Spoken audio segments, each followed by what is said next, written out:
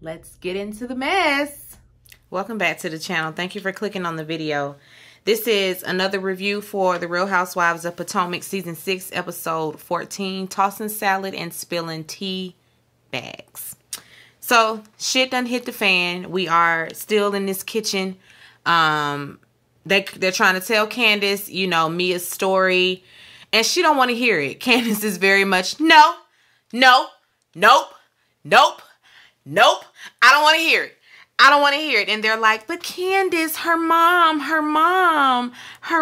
And Candace is like, F her mama. Okay? And F that too. No. I don't want to hear it. She don't want to hear it. Mia leaves before, and they knocking stuff over. You know, Mia escalated the situation with breaking things. It's one thing for Candace to throw a few pieces of lettuce over there and you pick up a handful and throw it back. Now, now we're getting physical, and the next thing is going to be laying hands. And I hope everybody's ready. I hope that everybody is prepared. Everybody being Candace. I feel like Mia done been in order fights in her day. And so I think that she can handle herself, but we've seen that Candace don't really got the gist of the fist fight.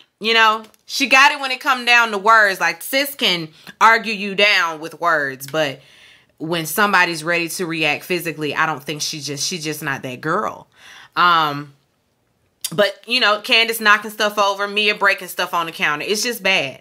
I don't appreciate, though, that nobody, it's almost like nobody saw Mia break the thing on the table. Like, we only saw Candace knock some stuff over.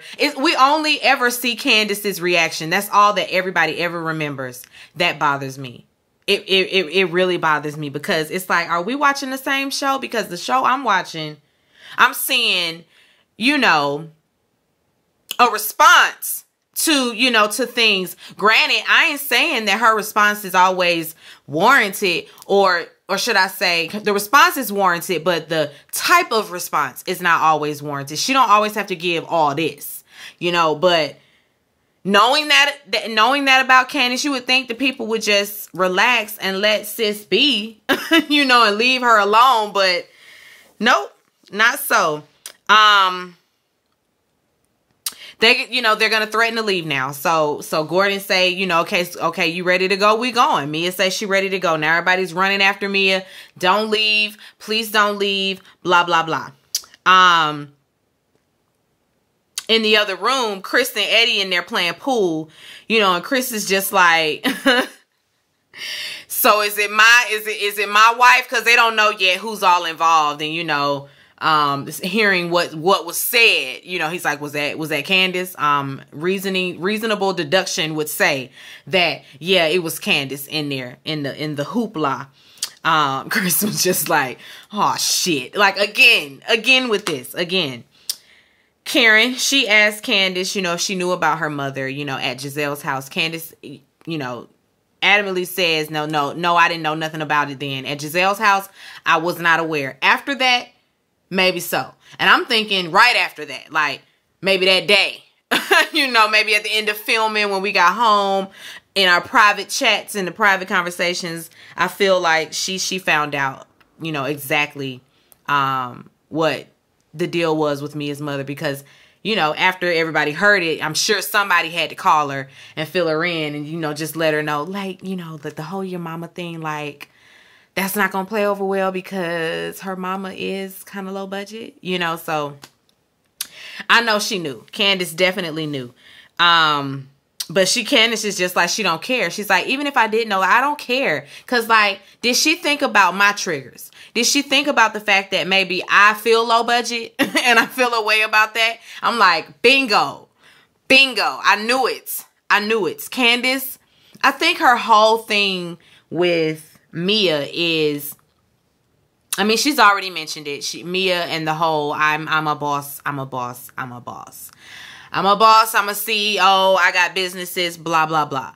She's always on that. And Candace, being somebody that has been beaten down this entire time for her privilege, it's probably, she probably you know, envies that about Mia. The fact that Mia does have this rags to riches type of story. And whereas Candace is trying to, you know, now in her 30s, build something for herself. And I think that she feels a way, you know, it's like, damn, like I want to be just like that. I want to be, you know, doing all of those things as well, you know, building brands, building businesses. As far as, well, with Candace, it's a music career. And so you coming in the fold saying my music video is low budget after I have paid $10,000 out of my pocket to make the low budget video shoot, you know, happen. Yeah, I'm gonna be mad too, and it's gonna be your mama's low budget. So I definitely get Candace's upset. It's just, Candace, girl, it's another way that we can go about you know, expressing that.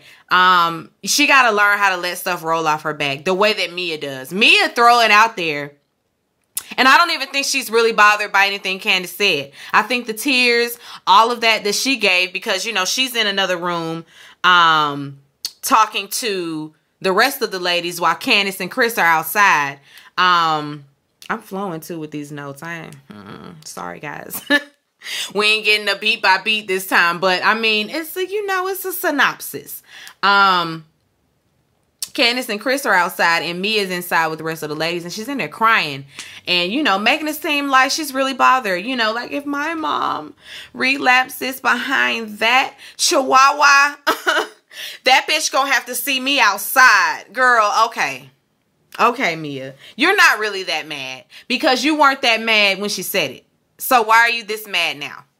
You're not that mad, but okay. Chris is outside cussing Candace out. You know how he does. You know what he gives. You need to calm down. You need to be the bigger person. You need to, you know, do things differently. Go in there and you know, set it straight. You know, you can't always give all of this. You know, he would like to get along with the other men. You know, he's having a good time. He doesn't want, he's tired of Candace and her, you know, all of what she gives. He's tired of that being the reason, you know, he loses friends and loses relationships with people, business opportunities, what have you. So he gives her good, and Candace always, Chris out there cussing her out, and, you know, Candace always listens to Chris when he, you know, gives her that stern talk. And so she's gonna listen. You know, she's calmed down. I'm sure she's gonna have a cooler head. Everybody's drunk, by the way, so that makes things worse. You know, the fact that there's a whole lot of liquor involved. He tells her that, you know, go back inside and, you know, you just let her know, like, I won't be disrespectful, and I don't want you to be disrespectful towards me. Like, we can move forward and, you know, make this a good trip. I don't know if Candace is ready to do that right now, but, you know, she listening. Mia says she good. You know, she feel like she had a little bit too much to drink, so that's why her emotions were high. But she's good, you know, as long as Candace don't start no shit. She said, as long as she cuts the mess, you know, I feel like the two of us can coexist in this house. In the hallway, Gordon and Mia and Karen in the hallway, and Gordon, why you look so good, girl? And Karen was like, ooh. First of all, Gordon, that is nasty. That's nasty and creepy. Don't nobody want their friend's old ass husband flicking his tongue out and, you know, being nasty. I wasn't here for that, Gordon. I like Gordon, but I don't like this drunk Gordon. I'm very uncomfortable. I'm very uncomfortable, Gordon. Chris is in the house sweeping up the mess, and Ashley come in there, and he's nice, you know, pleasantries, you know, it's nice to see you, and I know you and my wife aren't getting along. I know me and your husband aren't, you know, we don't have the best history, but, you know, I still follow you on Instagram, and you know, you look good, you know, congratulations on the new baby. Motherhood looks good on you. And, you know, she's like, thank you, Chris. Thank you. That really means a lot. You know, your wife called me wide body. If the shoe fits, girl, put that shit on. Chris say, well, yeah, you know, my wife, she uses a lot of adjectives. Girl, what you thought you was gonna bait him? He ain't finna badmouth his wife with you. Because that would have been the first thing Ashley brought up at dinner. That would have been the first thing she talked about. The dust is settled for now. You know, the girls are picking their rooms. Skylar, Karen, and Wendy and Ashley are in Ashley's room. You know, everybody's ready to have fun. Enough with the bickering. Karen say, you know, she can toss her own salad at home. And they like, I don't think you can do that, Karen. She thinking really like, pick up salad out of her salad dish and toss it around the room. And they like, you know it got another meaning, right? What do you mean? Eating ass. You want somebody to eat your booty? Karen, of course, again, clutching her pearls, and she got to go. Karen, girl, you ain't been married 20-something years not knowing what tossed salad is and not having your own salad tossed. Now, I know you from the old school where oral sex really wasn't a thing. Because I'll give them that. I'll give the baby boomers and before. I'll give them that. I don't think we was doing all of that. You know, for one, they weren't shaving, they weren't waxing, they weren't doing any of those things. You know, the woman of the 70s and the 60s, child, bush. Okay, bush. And I'm sure the men were the same way. So I don't think nobody was tossing salads back then, which is why she probably is not familiar with it, but I'm just not buying it. I'm just not buying it, Karen. Mia, she calls her mom and checks on the kids. Gordon in their sleep. They're all getting ready to leave. Ashley ends up calling Giselle and Robin because, you know, she got to fill them in on everything. That's why they asses showed up. You know, the tea was good. I guess they say, oh no, we have to be filming now. You know, like we cannot miss out on this opportunity to be on screen for the mess because they've heard about the mess. So yeah, they gonna hightail it. They'll be there in a minute. They're getting ready to go to dinner. Robin and Giselle pull up outside. When they get inside, Giselle sees, you know, her living quarters, and she got the nerve to have a problem with it. You know, oh no, absolutely not. Girl, get in there, put your bags down, get unpacked, because that's where you're sleeping.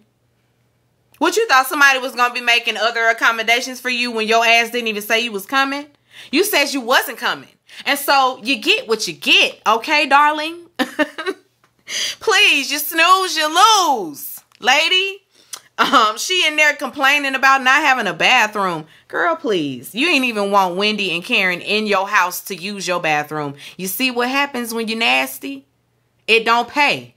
It don't pay to be nasty. It don't pay to be nasty. Robin is on her, did y'all see the way Robin picked up Candace and twirled her around in that vestibule or whatever that little area is they was at? I said, see, Robin, that's why we be calling you a lesbian. That's why we be saying you need to step on out this class.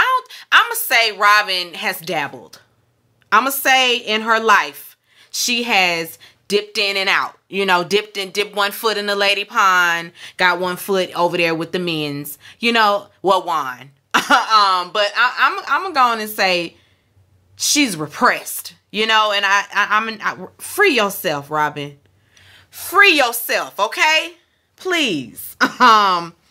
Anyway, Robin to say she on her period, so she got a bad attitude. She really should have stayed home because I don't like her attitude. It's like, girl, I didn't know you was on your period, so I didn't know you needed a special bathroom all to yourself. You said you wasn't coming. And that's Wendy's attitude, you know, because everybody ends up trickling in and seeing that they've arrived. And Wendy's like, oh, hey, Giselle right off the bat starting shit. Oh, that's a smile. Oh, I ain't seen one of those in a while. Girl, are you gonna, like, please, are we doing this? Or are you just gonna say hello? And where's the bathroom? Wendy's like, it ain't a bathroom in here? Do you see one? Shit, I don't know, sis. It's a bathroom downstairs. And then the camera pans and zooms in on that boot. Hobble your ass down them stairs and go to the toilets if you got to go to the toilets. Okay, Giselle and Robin? Ashley says, you guys can use my bathroom. You're more than welcome to use my bathroom. Girl, go on and give them your room. Because that's the next thing. They're going to be like, well, Ashley, can we just have your room? Nah, they on the hunt for a hotel. Well, Robin is. Robin says she looking for a hotel. She ain't living like that. The nerve. Girl, you ain't want nobody using your bathroom in your house. And now look, now you ain't even got no bathroom accessible to you on this trip. Like I said, it don't pay. It does not pay to be dirty. Candace comes in there. You know, she has to fill them in on everything because they done heard about, we heard about you, girl. What y'all done heard? And she has to explain it all over again. You know, she's not, you know, explaining anything away. Candace is standing firm on the your mama. She's standing firm on that. And they still, again, but did you know her mama's story? And Candace is like, but do you know I don't care about that story? She says, though, that when she said it, she could see the hurt in her face. She cried. Oh my God. I didn't know she cried. I didn't know whether to believe Candace in this moment because she had sort of a smirk going on.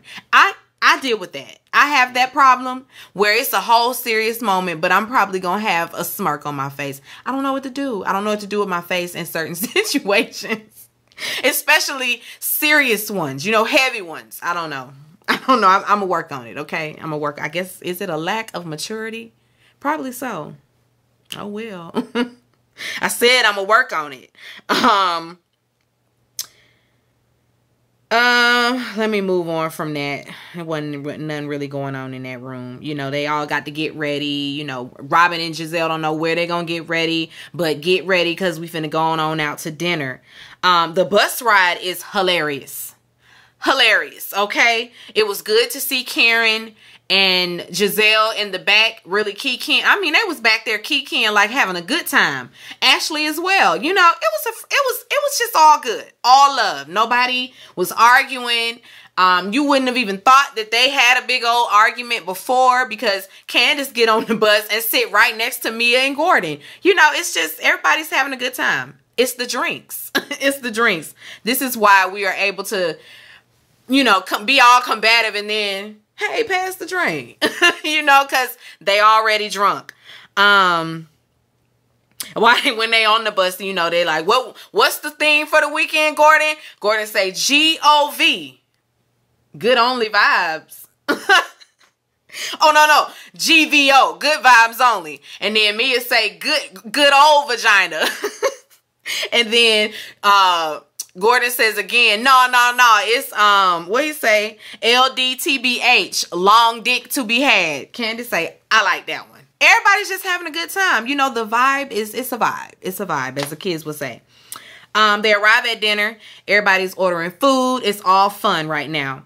Ashley over there is like, oh, look, Giselle, there's some guys over there. You know, the one in the vest. There's some pretty good looking guys. I'm looking to like, where about?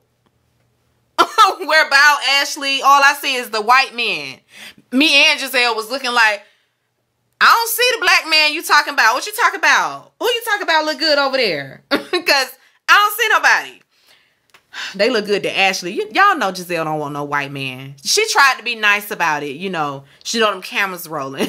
She can't say nothing too nasty, you know, but she don't want no white man, Ashley. So please, okay, you the only one, you and Candace, the only ones that want a white man on this cast.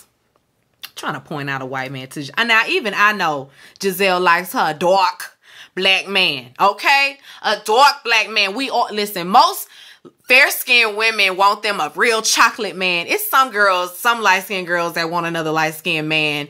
Not my ministry. Not my ministry at all. Like those dark-skinned black men. Whew. Okay. All right. I remember one of my friends, listen, side note, I'm sorry. My friend has always said light-skinned niggas. He feel like they smell like pee. And that has always been hilarious to me. And every time I see a light-skinned man, even if they fine, I'll be like, pissy. Pissy. Nope, not doing it. Anyway, the white guys at the other table, they're so smitten and want to be on TV that they've sent over some drinks over to the table, and there's these other group of white women on the other side, and they're like, oh, y'all sending drinks? Y'all ain't gonna send no drinks over here to your wives?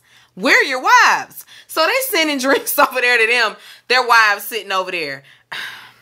They wanted to be on TV. Honestly, they just wanted to be on TV. Because that's what they looking so hard at, the cameras. Oh, it's cameras. Is that a TV show? Let's send a round of drinks over there so we can get the cameras to pan over here on us. We gonna be on the show. You know, and they, you know, I'm sure they had to sign consent forms and all of that. So it was a go. It was a go. And they normally don't do that on Potomac. We don't never see extras. Housewives of Atlanta normally, you know, when they film in restaurants or in public places, you know, you see the other people, you see the people around, but in Potomac, it be them, you know, in a private room, in a private area. So this was different. Anyway, they're eating and Ashley decides that, you know, she's just gonna change the mood. You know what Ashley gives? She's just gonna be messy.